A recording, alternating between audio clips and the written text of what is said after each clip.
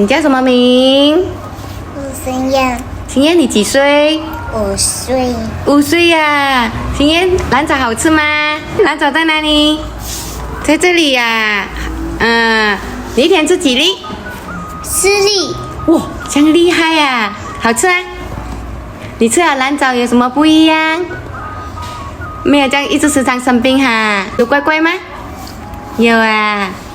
OK 啦，看来耶，拿蓝藻来吃。来放嘴巴。水，一粒一粒吞啊！那你搬奶耶，5岁就会吞了，厉害嘞。